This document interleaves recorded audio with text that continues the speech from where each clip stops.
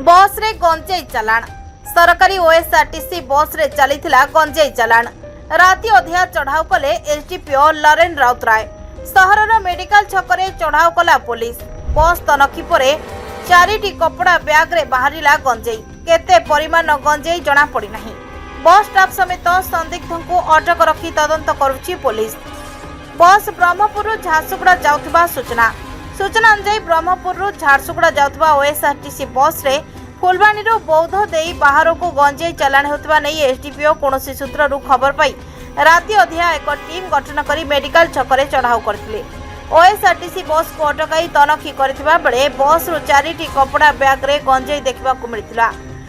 Bag गुडी करे छोटो छोटो पैकेट करी गंजेई थिबा देखबा को मिलिथिबा बेले गंजेई बैग गुडी को काहार बोली पचराउचरा करिबारु जणा पड़नथिला। तेबे पुलिस संदेह रे किछि युवकों को एवं बस स्टाफ को अटक रखी पचराउचरा करथबा बेले तदंत परे ही किए गंजेई चालान करुथला से नै स्पष्ट सूचना मिलि परिबो। तेबे सरकारी बस रे गंजेई चालान होतबा बेले बस स्टाफ कर मध्य एही गंजेई चालान ने संपृक्त रहितबा संदेह करा जाउछि।